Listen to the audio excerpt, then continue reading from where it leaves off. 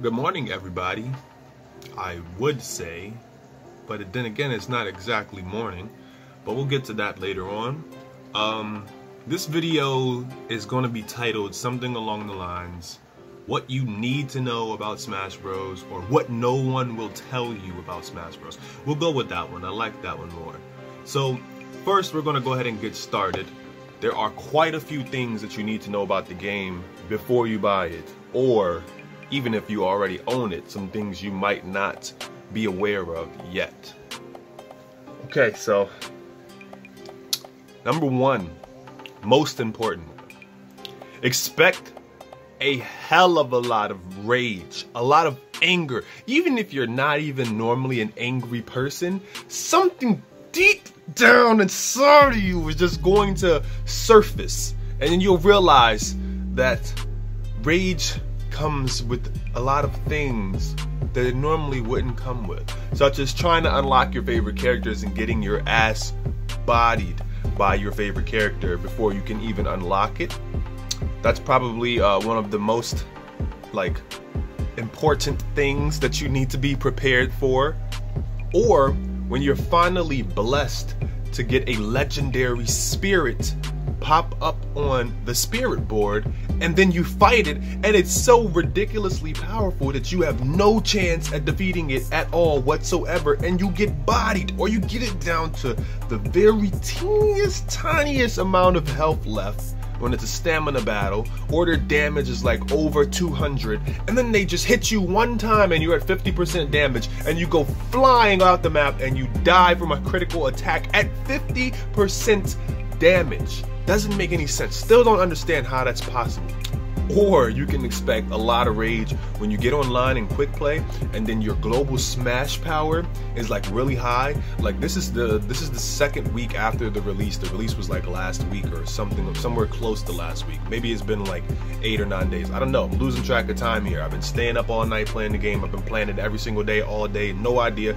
The days just are starting to blend together. But anyways, you're in quick play. You're online. Your global smash score is somewhere near where mine is, over 1.1 million. Which to me is really high, means you're better than 1.1 million players in the world. And then you get online and you're fighting in a 1v1, and you sign up for 1v1 only fights, but somehow you end up in a four-man free-for-all, and everybody just teams up on you and just kills you. Or you're in a 1v1 and you're bodying them, you're destroying them, and you kill them, they're down to their last stock, and then next thing you know, suddenly, magically, they make a comeback and they body you and kill you.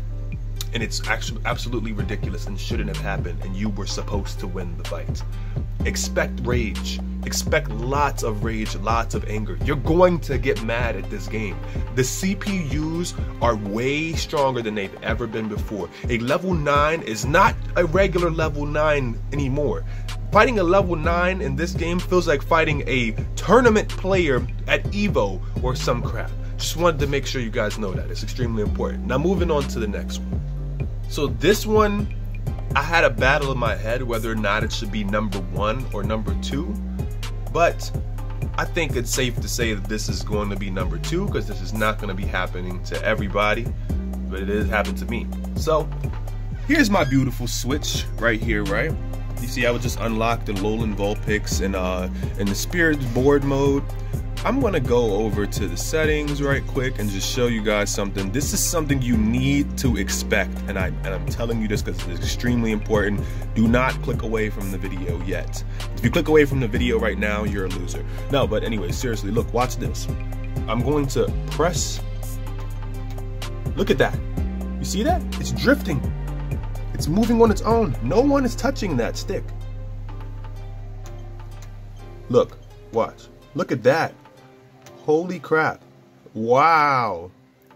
Now either there are spirits inhabiting this, hence Smash Bros, or it's a problem. When you play the game, the joysticks are so freaking weak. Look at that. That would be a full jump on its own, or a tilt attack. I would be tilting instead of doing a nair, and that is a problem.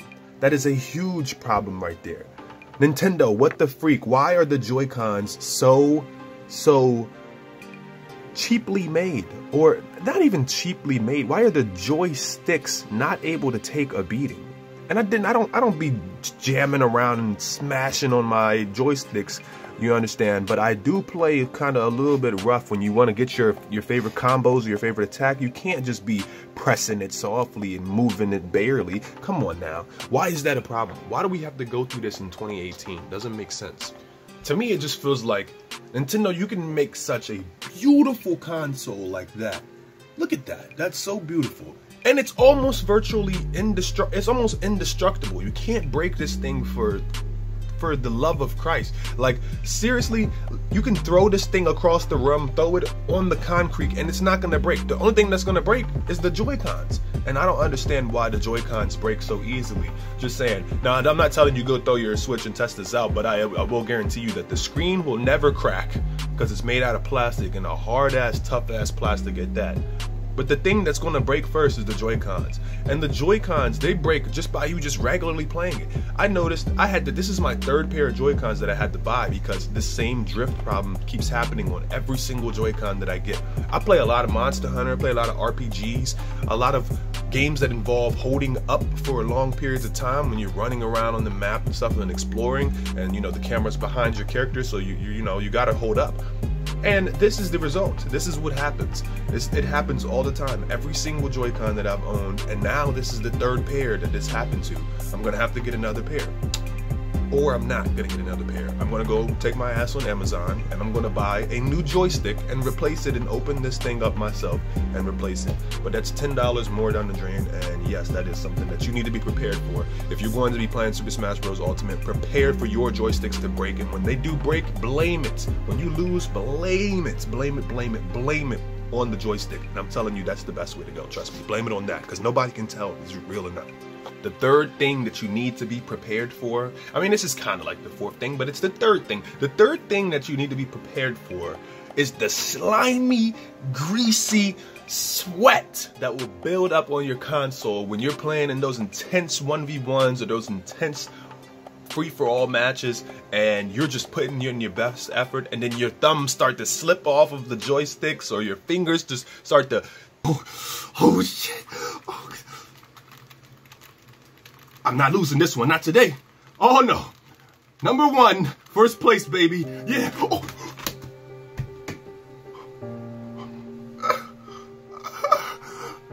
You won't believe it. It happens. It happens. Trust me.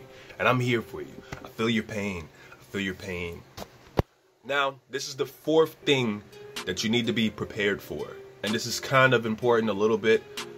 The Joy-Cons will get kind of sweaty or greasy, and your fingers will slip around. Whether you have greasy fingers or not doesn't matter. It's going to happen, and I guarantee you in long play sessions it's going to happen. So be prepared to get some sort of grip for your Nintendo Switch. And I mean a grip for the Joy-Con on the outer shell, as well as for the joysticks. You're gonna need a grip for both of those, and it does help a lot, a whole lot. And I promise you, you will thank me later after you feel how much better this baby feels with nice grip and nice non-slip. You know what I'm saying?